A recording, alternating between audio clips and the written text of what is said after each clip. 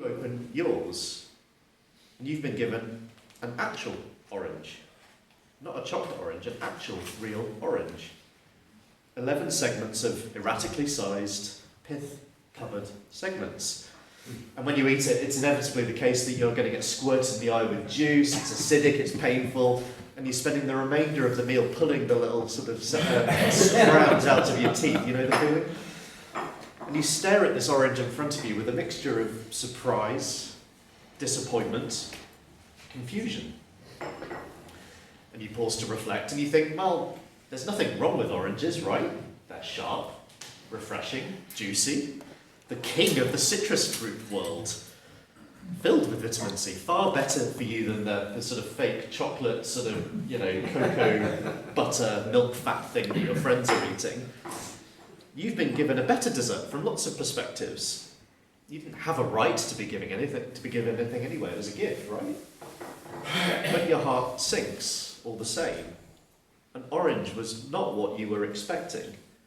And as soon as you saw everyone else opening their chocolate, you simply assumed that that's what you'd get too. You try to appreciate it, you do your best, but it wasn't what you wanted. You really had your heart set on that chocolate. And because you're surrounded by other people enjoying their chocolate, you have to come to terms with the sheer unfairness of being given your orange, whilst your friends enjoy, share, laugh, and enjoy theirs. A nice meal has taken that unexpected turn.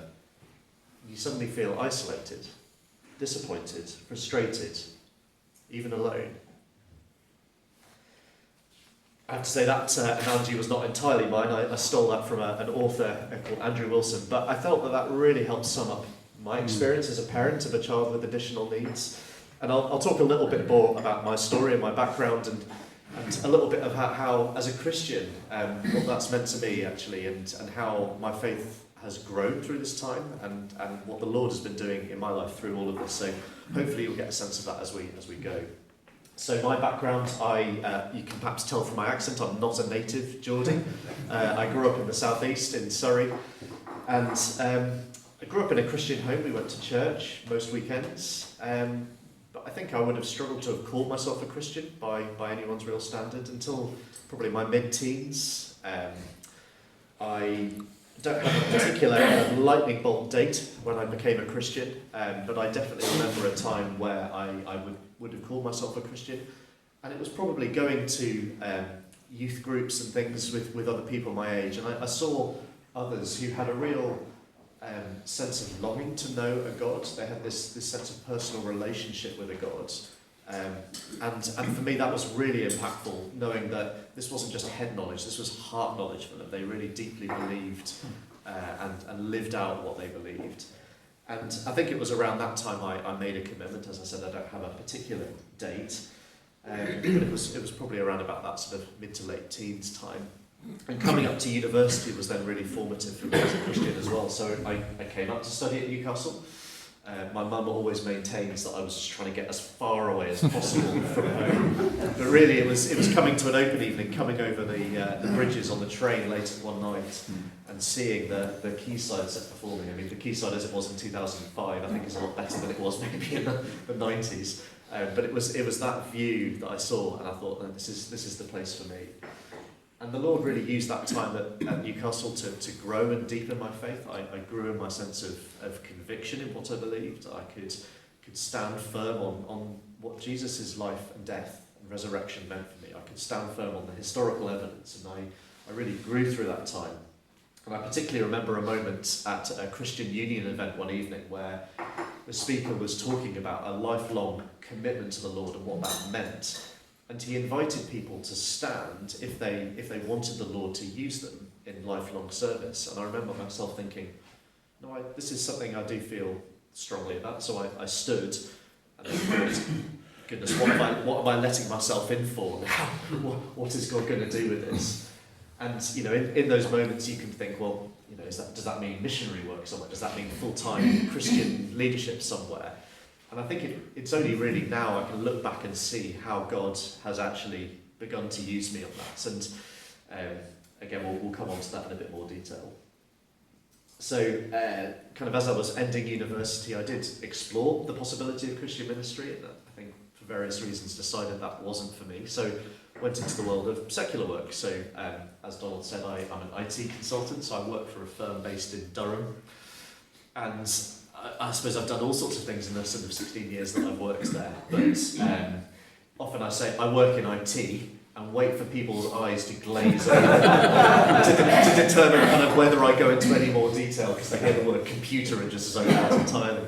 But I've had the privilege of working with a range of different organisations over the years. You know, we're at the size where we can work with some quite interesting clients, and I've been able to kind of work in manufacturing, look around factories. I've been able to go to power stations and all sorts of other fun things, which I think has been a real privilege. And you know, I'm really fortunate to work in a place, in a job where I can say I genuinely enjoy my job most of the time. So that's been a real blessing, and God's provision, and to be a witness in that Christian sense to non-believers at work has been a real privilege as well. Being able to share Jesus with colleagues, it's not always been easy, and there's times where, you know, people know I'm a Christian and steer away from the topic for fear of me wanting to press them on it. But you know, there have been opportunities over the years, and you know, I have to pray that the Lord will use those. So anyway, away from work, and I'm sure you can ask questions about my work later if you want. Fast forward, so I joined Waterstones, where I work, in 2009, and then got married to Jen in 2010. And then fast forward, we had our first child, Nathan, in 2014, and then we do what you do when you have one child, you then go and have another one. So in 2016, we welcomed Ellie into the world. So Ellie was born March 2016, and when she was 1 week old, she became very sick. So this is Good Friday of 2016. She'd been quite unsettled all day. You know, you're 1 week old at this point. You know, you don't really know what normal is. She'd stopped feeding. She'd been really irritable. She'd been crying, screaming, kind of not really sleeping much. And you know, I try and brush it away. Think, oh, she's got wind or colic or something like that. You know, you brush it away as a man, and you think, no, this is fine. It'll all be fine. Don't worry about it. And she hadn't really eaten much all day. She wasn't really sleeping at night. She was just screaming, crying. And around about half two in the morning, Jen, my wife, she just goes, no, I've had enough. You know, mum's intuition, I'm taking her to hospital. To which I went, okay, whatever. Yeah. I'm sure it's fine, but yeah, if you want to do that, then go for it. And I fell back to sleep. And I then remember getting a call from Jen at 6:30 in the morning, which woke me up. And she said, she's very sick. She's stopped breathing. She's had seizures. And those moments you remember very vividly, because the adrenaline just rises back very quickly in you, and you're then sprung into action. So I found somewhere for Nathan, our youngest, or our eldest at the time, to go for the day, and rushed up to hospital, and she was there in a bed. She was hooked up to an IV drip for antibiotics. They didn't know what was wrong with her. They assumed it was some kind of infection, but this was at the QE hospital. They didn't have the breadth of paediatric specialists there, so they wanted to get her transferred to the RVI in Newcastle, but she wasn't stable enough, so they were trying to stabilise her to get her transferred across. They blue lighted her down to the RVI later in the day, and again, met with various doctors there. They sort of hummed and hawed what to do, and decided the best place for her was intensive care. So in that sort of period of 12 hours, suddenly we've gone from waking up to our daughter is in intensive care. She's having seizures. She's clearly very desperately unwell, and the doctors are always very careful about what they say, and they're always cautious about the way they put things. But it was clear she was very sick.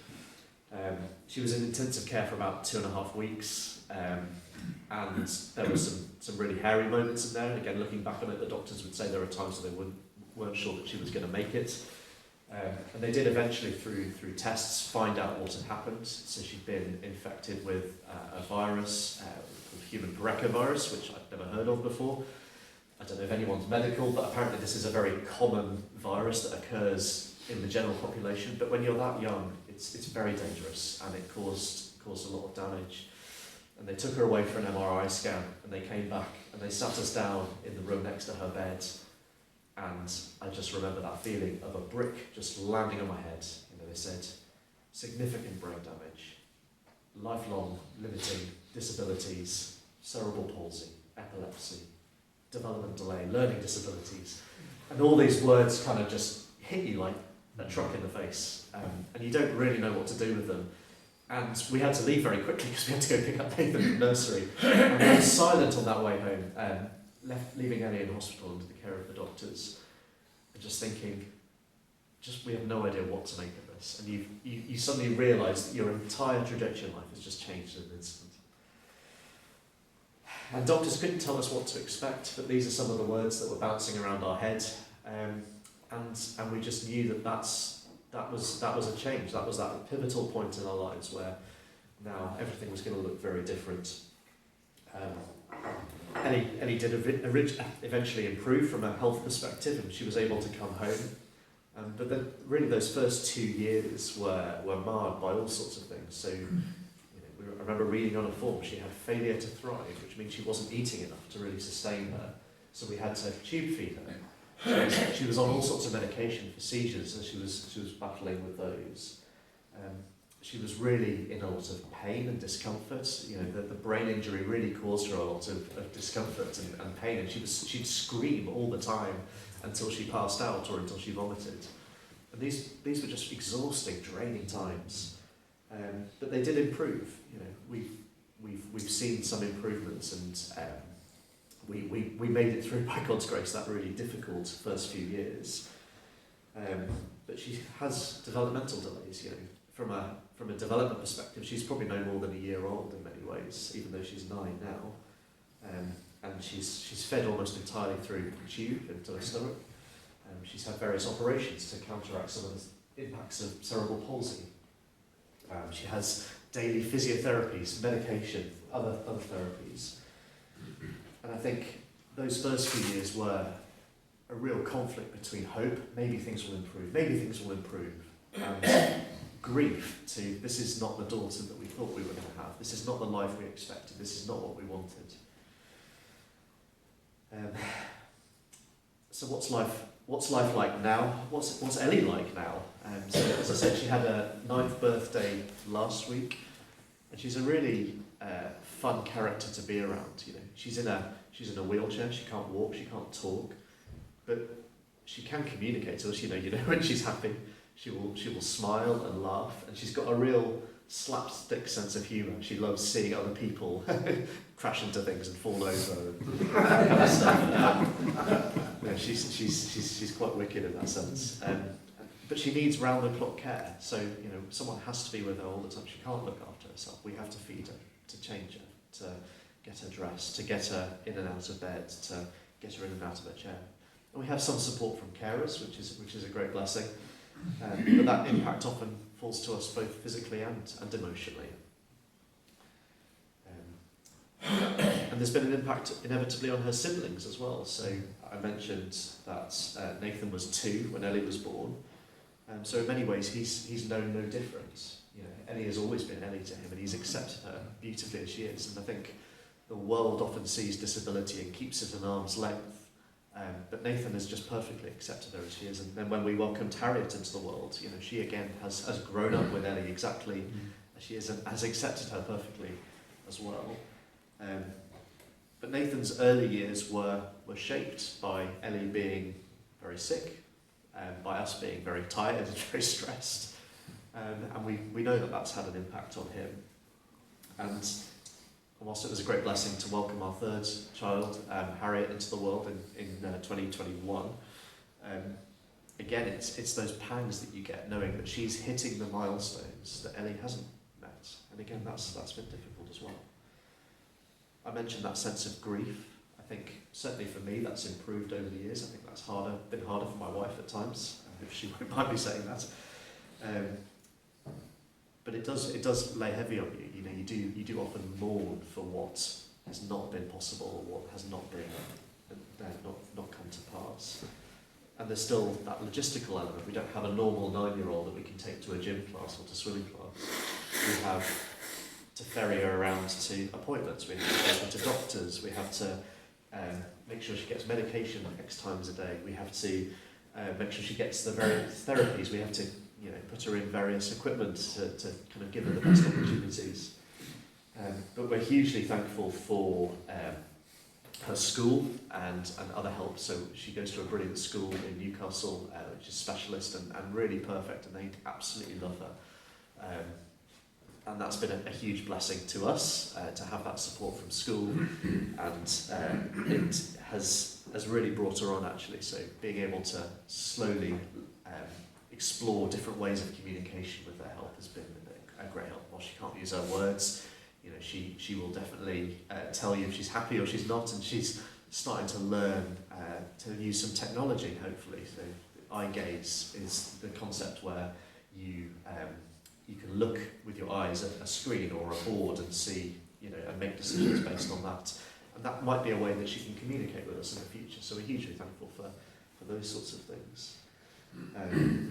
But yeah, that has been a really deep impact on us, and it's important that we found to make time for ourselves and to make time for the family to do normal things as well. So we do get a couple of days a month of respite where she's able to go somewhere and we're able to do normal family things. And whilst that's sad that Ellie can't be with us, it's important, actually, we found, to be able to invest into our other children as well. I mentioned unexpected blessings, and there have been lots of those over the years, and I've mentioned some of them already. My previous experience, if you will, of disability was very limited. I didn't really know anyone who had really had that kind of experience. So to be thrown into this world was initially challenging, but amazing to get to know people who have been on a similar path and who have walked that similar road, and you can't give them the answers. No one can give you the answers, but to walk through that sort of shared experience with people has been an immense privilege. And you learn to take the enjoyment in simple things, like just being able to get out on a family walk is a huge accomplishment sometimes. Not least because my 11-year-old son does not like going out for walks.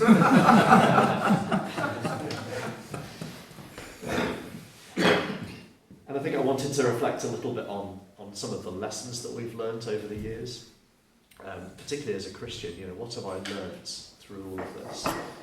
I think the big thing that I've learned as a Christian is that it's not about the destination, it's about the journey. So it's not about where we're going to end up with God, although it is. We have, as Christians, we believe we have a perfect hope and a future of a heaven with Him.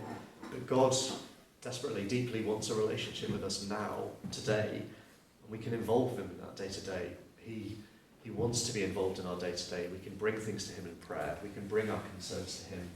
Even the menial little things as we're driving along in the car, or as we're struggling with this, that, or the other. And I think that's been hugely profound for me to learn over the years, and to learn to depend on Him for the small things. And it's in those lessons that God does nudge us and shape us and bring us a little bit back into shape, and get us ready for heaven, ultimately, to make us more into the people He wanted us to be. I've learnt a lot about my own heart and my own character. I probably knew it already, but having children, and particularly having special needs in the family, teaches you that you are very selfish, you are very impatient, and you like to be in control. I want to be in control. I want to try and solve the problem. I see myself as a capable person, so I want to be able to take control of a situation and throw time at it or throw money at it to solve it. But Ellie isn't a problem to be solved. She's a person. She's made in the image of God. And sadly, she's a victim, as we all are, of the fallen world that we live in. And fundamentally, it's about my own heart, not wanting to trust God, to trust God's plans, to know what's best for me. And I don't have all the answers to disability. I can't stand up and say a confident answer to the question, why did God do this? I don't have that answer. But I'm learning to trust. I'm learning about God's character. And I'm learning that God is utterly faithful, even in really difficult situations. I mentioned that moment very early on when Ellie was first sick, where we went into hospital. We actually knew the the lead paediatric consultant that was in A&E in the hospital that night, outside from church. And it was a huge privilege, to have her there that night, but also for her to say to us afterwards, that team that was on that night was one of the most skilled teams that she's ever worked with. And that was absolutely God's provision to say, no, actually, I'm gonna look after you in this. This is a horrible situation, but I'm going to provide for you. And I mentioned it was on Good Friday when she first got sick, so that Easter weekend, we were celebrating Easter on one hand, but dealing with this on the other hand. And we very much had that sense that Easter weekend of God saying to us that he has won the victory over sin and over death. And we don't have to fear anything that this life throws at us, because he's won that victory. Jesus has risen from the dead. We don't have to fear. And there's been plenty other examples of God's faithfulness. You know, we both have very, very flexible jobs, and that's something we don't take for granted. We're very thankful to God for jobs where, you know, I can work from home some days to help with the practicalities of family life. I can leave work at a drop of a hat to go and deal with needing to pick a child up from school because they're not well. And again, that's not something to take for granted. We've had a huge amount of advice over the years around benefits and social care to get access to the services that we're entitled to for Ellie's needs. So we're able to provide for Ellie in lots of different ways. And again, God has provided the state to look after her. And, you know, the social care system and benefits is a complete mess in many ways, but we've been hugely thankful for God's blessing through that as well. And many of the people we met along our way. Her primary neurologist is a Christian, and it's a huge privilege to have him in our corner on our team as well.